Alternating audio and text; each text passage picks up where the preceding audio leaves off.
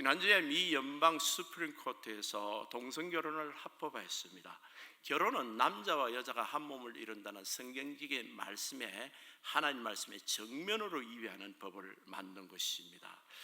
미국의 대법관이라면 지성의 최고고 사법부의 수장들인데, 그들이 최고의 지성을 가지고 있는 사람들이 죄와 사랑을 구분을 못하는 이들이 미국의 리더로 살고 있고, 영적인 소경이 지금 인도를 하고 있는 꼴이 된 것입니다. 예수님 시대 때도 대제사장과 바리새인들이 하나님을 믿는다면서도 예수님을 십자가에 못 박혀 죽였습니다. 마찬가지로 미국 대통령과 지금 사법부 사람들은, 판사들은 예수를 믿는다 하면서, 저들도 교인이라 하면서 예수와 그의 말씀을 정면으로 부인하고 있습니다. 변명은 이렇습니다. 호모도 사람이니까 사랑하자는 것입니다. 그들은 사랑이라는 말을 갖고 있지만 실질적으로 북이스라엘들이 정치적 이유로 산당과 금송아지를 버리지 않고 그들을 우상 숭배한 것과 마찬가지로, 그들은 대중들의 인기와 여론과 정치 자금에 급급해서 하나님 말씀을 정면으로 지금 부인하고 있습니다. 이들을 향한 하나님의 심판이 무엇입니까? 로마서 1장 18절에 잘 나와 있습니다. 18절에서 28절, 23절까지 나오는데, 하나님 진노가 불의로 짓는 말한 사람들의 경건치 않은가 불의에 대해서 하늘부터 나타난다 그랬습니다. 하나님 진노가 나타날 거라고 말하고 있습니다. 불의로 진리를 막는 사람들이라고 했습니다. 불의가 뭡니까? 동성 결혼은 불법입니다. 이것을 합법으로 만들고, 진리는 뭡니까? 동성 결혼은 불법이라고 말하고 그것을 성경에 적혀 있는 대로 말하는 하나님 백성들의 입을 틀어막고 그들을 불법이라 그러고 감옥에 보내는 것입니다. 그러니까 불의가 지금 진리를 막는 꼴이 됐습니다. 하늘로부터 하나님 진노가 나타난다고 그랬습니다. 왜냐하면 19절에 보면, 이는 하나님을 알만한 것이 그들 속에 보입니다. 하나님께서 이를 그들에게 보이신, 하나님께서 모든 사람에게 하나님을 알만한 것을 이미 보이셨다는 것입니다. 20절에 보면, 창세로부터 그에게 보이지 않는 것들과 그의 경륜하신 능력과 신성이 그의 만물에 분명히 보여 알려진다니, 인류의 역사나 인간을 보거나 자연을 보게 되면 그 안에 하나님이 있다는 것을 누구든지 안다는 것입니다. 불신자도 핑계치 못합니다. 그러므로 그들이 핑계하지 못할지니라 말하고 있습니다. 21절에 보게 되면, 하나님을 알되 하나님을 영화롭게도 하지 아니하고 감사하지도 않고 오히려 그 생각이 허망하여 미련 마음이 어두워졌나니, 자신의 정치적인 야욕과 인기 투표에 마음이 어두워진 미국의 지도자들과 마찬가지입니다. 22절에 보면, 스스로 지혜 있다는 어리석은 자는, 그들은 인류대학을 나오고 그냥 대학으로는 최고의 대학이 나오고 IQ가 높다 하지만 바보들이라는 것입니다. 영적으로 완전히 영치에 이르고 아주 우둔한 자들인 겁니다. 23절에 보면, 썩어지지 않은 하나님의 영광을, 썩어질 사랑과 사람들의 인기가 그 입술에 맞춘다고, 미국 대통령이 지금 인기가 50%까지 올랐다고 그러죠. 하나님의 영광을 자기들이 인기와 표에 팔아먹은 것입니다. 우상으로 바꿨습니다. 이들에 대한 하나님의 진노는 개인적으로 이미 나타났습니다. 1장 27절에 보게 되면 이렇게 말하고 있습니다. 그와 같이 남자들도 순리대로 여자 서기를 버리고 서로 향하여 업력을 부릴 듯하며, 남자와 남자가 더불어 동성애를 분명히 말하죠. 불권리를 행하여 그들의 그릇 때문에 상당한 봉을 그들 자신이 받았느니라, 이미 받았다는 것입니다. 호모들은 몸에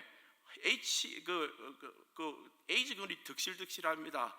그들과 접촉하고 악수하고 이런 가까이 하는 것도 조심해야 되는 거예요. 질병이 그득하고 제 수명에 못 사는 사람들입니다. 그들이 자신의 부끄러운 짓을 하면서도 우리가 바른 말을 하는 사람을 입을 틀어막은 겁니다, 법으로. 그런데 그것이 미국 대통령과 수장들의, 사법부 수장들이 거기에 동조를 했던 것이고요. 그래서 상당한 봉을 이미 받았습니다, 개인적으로는. 근데 나라는 어떻습니까? 나라는 괜찮습니까? 나라도 하나님의 진노의 대상이 됩니다. 이스라엘들이 우상 숭배를 하면 꼭 전쟁이 일어나거나 기근이 일어나거나 질병이 일어났습니다. 하나님께서 반드시 그렇게 우상 숭배에 대해서 심판을 하셨습니다. 미국이 앞으로 올해와 내년 앞으로가 어떻게 될 것인가 여러분 보시게 될 것입니다. 미국의 나라의 자연재해나 경제적인 무엇이나 아주 어려운 일들이 예전보다 훨씬 많아지는 해를 우리가 맞이하게 되는 것입니다.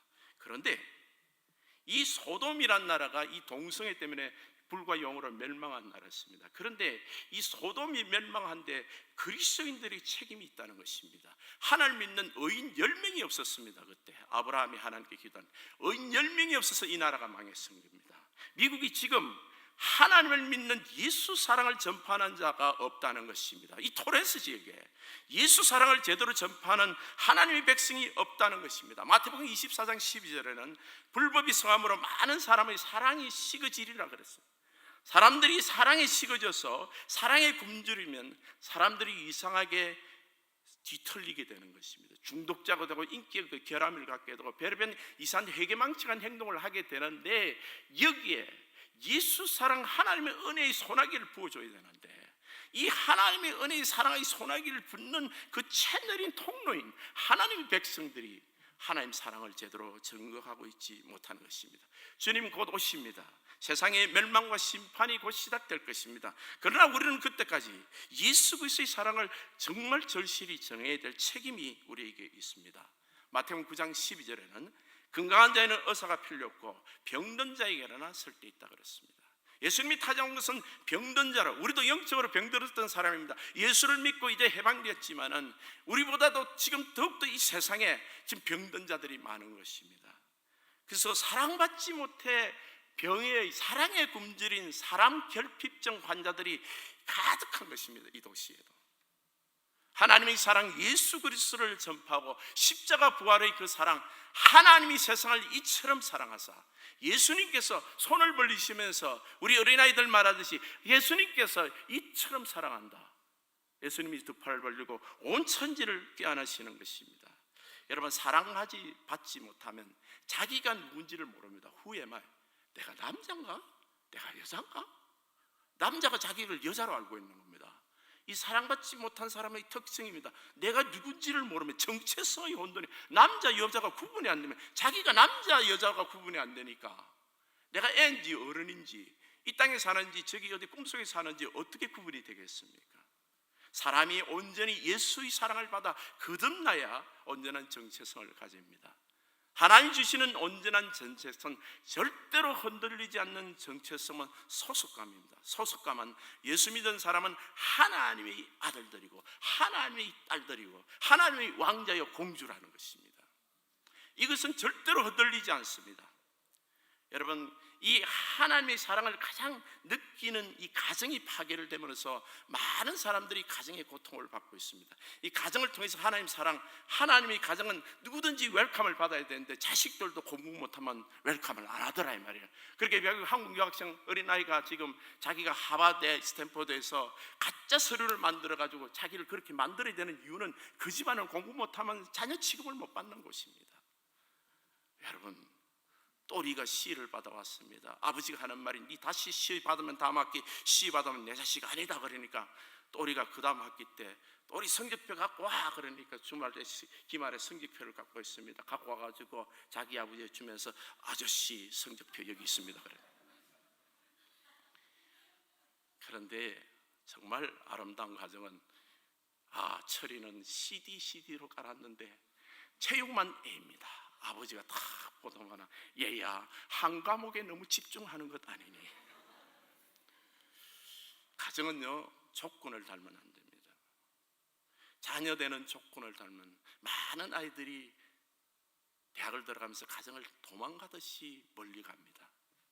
가정의 조건을 자꾸 못하는 거예요. 자식 되는 조건, 사랑이라는 매질을 하는데 아이들은 그렇게 받은 것입니다. 소속은 하나님의 가정에서, 세상의 가정에서 내가 가정이 없는 고아로 자랐다 하더라도 내 소속은 하나님 믿으면 하나님의 가정에 우리 아버지가 하나님이신 거예요. 아버지가 없어도 괜찮습니다. 하나님 아버지가 내 아버지고 그 집의 자녀 딸, 이것은 영원토록 변치 않는 소속입니다. 우리 정체성을 위해서 첫 번째, 두 번째는 가치입니다. 가치는 뭐냐? 예수 그리스도가 죄인인 나를 위해서 죽으셨다는 것. 사람들은 돈을 가져야, 명예가 있어야, 뭔가 남들보다 나은 명품을 가져야, 좋은 차를 가지고 남들에게 보여야, 인물도 뜯어 고쳐야 내가 좀 가치가 있어 보이는 이런 시대에 살고 있습니다. 대한민국은 성행천국입니다. 여러분, 왜 자기의 가치에 대해서 제대로 알지 못하는 나라, 비극적인 나라라는 것입니다. 나의 가치는 예수 그리스도로 인한 겁니다.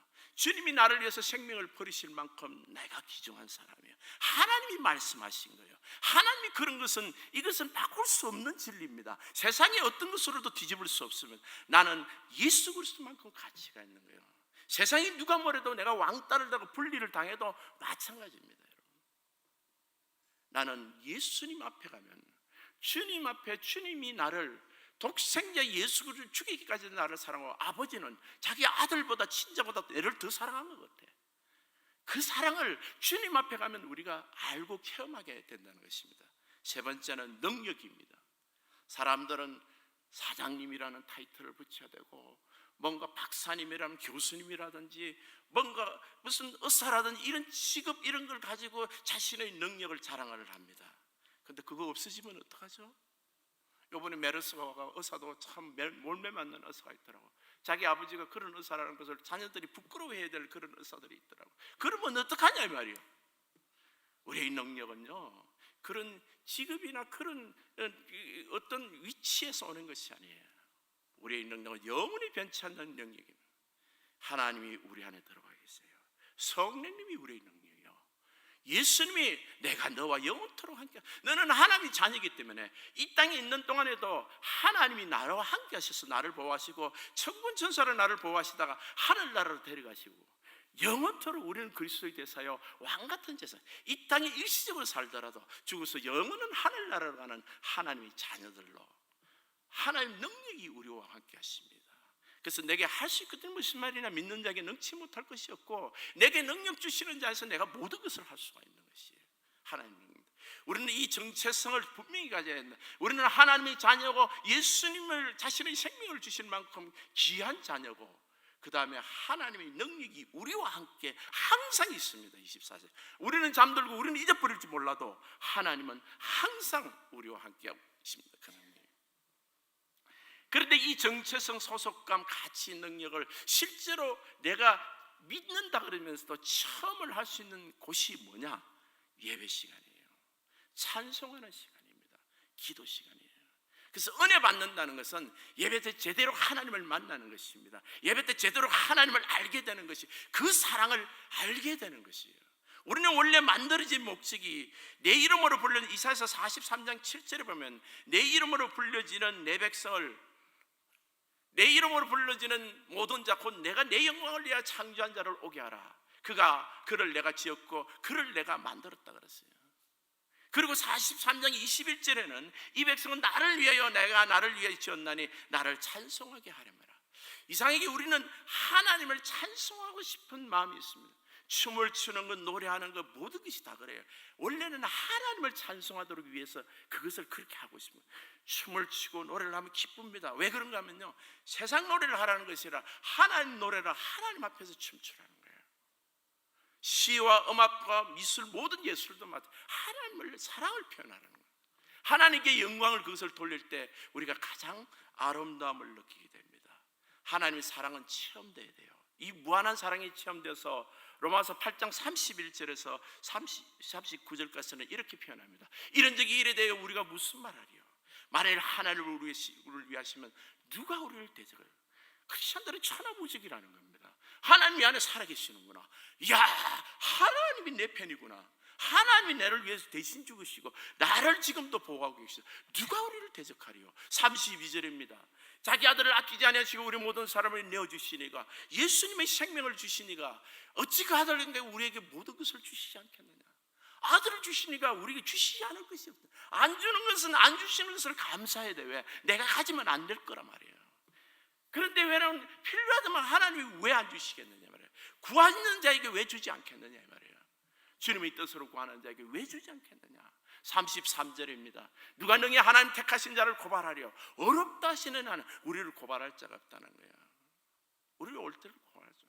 법은 고발하고 우리를 뭐 잘못했다 벌금 먹였으면 몰라도 하늘나라 가면 영원토록 우리는 주님이 다 그것을 책임지는 거예요. 주님이 대신 받으신, 대신 우리를 죄를 사해 주시고 어렵다 하신 분입니다. 34절에 누가 정죄하려 죽으실 뿐만 아니라 다시 살아나신 이는 그리스도시니 그는 하나님 우편에 계신 자 우리를 위해 간구하시네. 지금도 주님이 여러분을 위해서 간구하신다는 거예요. 여러분, 한 영혼 한 영혼을 위해서 주님이 기도하고 있어요. 어젯밤에 왜 평안했느냐? 주님이 나를 위해서 기도하시기. 왜 어젯밤에 지난주에 그 어려움을 넘어갈 수 있느냐? 주님이 나를 위해서 기도하시기 때문에. 지금도 기도하시고 앞으로 영원토록 하늘나라 갈 때까지 주님께서 우리를 위해서 십자가의 보혈의 은혜를 가지고 지금 기도하고 계시는 겁니다. 35절에는 누가 우리를 그리스도의 사랑에서 꺼내려 환난이나 공고나 박해나 기근이나 적신이나 위험이나 가라. 우리가 어떤 어려움을 당하더라도 적신은 기근, 굶주림이다. 박해, 적신은 벌거벗습니다. 우리가 때로는 힘들고 어려울 때가 있어도 하나님 사랑에서 우리를 끊을 수가 없다는 거예요. 우리가 그 사랑을 알고 그 사랑을 믿고 그 사랑을 노래하게 되는 것입니다. 36절에 보면 기록된 바 우리가 종일 주를 위하여 죽임을 당하게 되어 도살날 양같이 여김을 받았나이가 한과 같으니라. 하나님을 증거하면서 우리는 순교자가 되는 사람들도 있더란 말이에요. 근데 그런 사람들조차도 그리스도의 사랑이 37절에 넉넉히 이긴다는 거예요. 이 모든 일을 우리를 사랑하시는 이로 말미암아 우리가 넉넉히 이긴다는, 죽음도 이기는 것입니다. 스스로 자기 생명을 포기를 하면서 예수 그리스도를 끝까지 죽음 후에도 증거를 하는 그런 성도들이 있다는 것이에요. 왜냐하면 그 사랑이 우리를 둘러싸고 있고 우리가 그 사랑을 항상 알고 있고 그 사랑에서 끊을 자가 없기 때문에 주님이 우리를 붙들어 주시는 그 사랑이 영원토록 우리와 함께하고 우리가 그것을 믿는 믿음으로 나아가고 있다는 것입니다. 8장 38절에 보면 내가 확신하는 사망이나 생명이나 천사들이나 권세자들이나 현재일이나 장래일이나 능력이나 높음이나 깊음이나 다른 어떤 피조물이라도 우리를 우리 주 예수 그리스도 있는 하나님의 사랑에서 끊을 수 없는, 세상의 어떤 권세나 어떤 힘이나 영적인 어떤 피조물도 우리를 일시적으로 괴롭히려고 할 수는 있는지 몰라도 우리 하나님의 사랑에서 우리를 끊을 수가 없는 것입니다. 이 사랑이, 이 말씀이 우리에게 체험되는 사람이 되어야 돼요. 그런 사람들은 우리가 이 사랑을 즐거워하고 이 사랑을 증거하는 사람이 되는 것입니다. 우리가 이런 하나님의 사랑을 받았으니 이 사랑을 하나님의 사랑이 참 좋다, 하나님의 사랑이 참 즐겁구나 라는 데서 그치면 안 되는 것입니다. 반드시 이 사랑을 우리는 실천해야 되는 데가 있습니다. 오늘날 이 시대 크리스천들의 문제는 내가 사랑을 받는 데서 그치는 거예요. 하나님이 사랑이시니까라는 소리만 하는 거예요. 내가 이 사랑을 이제 실천해야 되는 거예요. 하나님을 전심으로 사랑하듯이 내 이웃을 내 몸같이 사랑하는 사람이 됩니다. 그래서 요한복음 3장 16절에는 이렇게 말씀하십니다. 아주 클리어하게 그가 우리를 위하여 목숨을 버리셨으니 우리가 이로써 사랑을 알고 우리도 형제를 위하여 목숨을 버리는 것이 마땅하니라. 요한일서 3장 16절 한번 띄워주시기 바랍니다. 그가 우리를 위하여 목숨을 버리셨으니 우리가 이로써 사랑을 알고 우리도 형제들을 위하여 목숨을 버리는 것이 마땅하다 그랬습니다. 그가 우리를 위해서 목숨을 버렸다 그랬습니다. 그러니까 우리도 그 사랑을 이제 실천해야 되는 거예요. 교회마다 가장 문제는 예수 사랑을 받아놓고 예수 사랑을 실천을 안 하는 것입니다. 가정에서부터 시작하라는 것입니다. 어떤 사랑입니까? 그가 우리를 목숨을 버리셨다는 거예요. 우리가 아직 죄인 되었을 때 우리를 위해서 목숨을 버렸어요. 우리가 아직 죄인 되었을 때 그리스도께서 우리를 위해서 자기 목숨을 버림으로 아버지의 사랑을 우리에게 보이셨어요. 그거 실천하라는 것입니다. 어느 마을에 두 형제가 있었습니다. 제가 여러 번 예화로 이야기했던 것인데 좋은 예화니까 다시 이야기하면, 형은 정말 예수님 닮은 예수를 잘 믿는 모범적인 시민이었습니다. 동네에서 칭찬받는데 동생은 완전히 반대했어요. 아주 살인, 간음, 치정, 배런 짓을 다 하고 결국 잡혀서 사형을 받게 됐습니다. 죽기 하루 전날 형이 찾아갔습니다. 그러고 나서 자기가 입고 있는 좋은 옷을 입히고 동생의 수염을 깎아 모욕을 시킵니다. 그리고 하는 말이, 그 떨어진 수염들을 이제 자기가 달고 하는 말이, 이제 너는 내 대신 나가는 거야. 똑같기 때문에 간수가 구분을 못하는 거야. 내 대신 붙어서 나가는 거야. 지금부터 너는 나처럼 살아야 돼. 말도 행동도 나처럼 해야 돼. 이게 대속의 사랑입니다. 형은 말합니다. 나는 구원받은 사람이야. 나는 죽어도 괜찮아. 너는 아니야. 너는 지금 구원받아야 돼. 지금 죽으면 지옥이다. 너는 대신 살아야 돼. 내 대신 살아야 돼. 그래서 동생을 살리는 사랑, 이것이 대속의 사랑입니다. 데오도르라는 성자가 있습니다. 이 사람은 아버지가 남자 수도석에 들어갔는데 이 사람은 여자예요. 아버지가 남자 수도원에 들어가려니까 자기가 딸이니까 남장을 시켰어요. 여자를 못 데리고 들어가니까 아들로 남장을 시켜서 수도원에 들어갔는데, 수도원에서 아버지는 죽고 이 여자애는 남자로 변장해서 그 남자 수도원에 사는 거예요. 아무래도 여자니까 얼굴이 다른 사람보다 가름하고 이뻤겠죠. 그리고 부엌 일을 잘했어요. 부엌에서 일을 하는데, 수도원이 산 깊은 곳에 있으니까 여관에 도시에 내려와가지고 여관에 머물면서 이렇게 시장도 보고, 어떨 때는 그 여관에서 며칠 자기도 하는데, 그 집 여관 주인 집 딸이 임신을 합니다. 청년하고 그걸 해가지고. 근데 그때 당시에는 아버지가 그렇게 결혼 안 하고 딸이 임신을 하면 딸이 쫓겨나는 상태라 이 둘이서 짜고 하는 말이 거짓말을 한 거예요. 이 잘생긴 데오도라라는 이 수도승이 자기를 건드려서 겁탈해서 이 자제를 가지게 됐다, 이렇게 거짓말하니까 그 여관 주인이 수도원에 와서 야단 맞습니다. 그 수도원에서 이 데오도라는 여자는 쫓겨났습니다. 근데 왜 진실을 밝히지 않았느냐? 만약 자기가 진실을 밝히면 이 여자는 집에서 쫓겨나가고 그것도 고난이 시작될 것인데, 자기가 그 대신 그 짐을 짊어진 거예요. 쫓겨나니까 동료들도 멸시와 박해와 천시가 임해온다. 수도원 바깥에서 쫓겨났는데 멀리 집으로 갈 데도 없고 옆 담장 옆에 천막을 치고 그렇게 거했다고 그래요.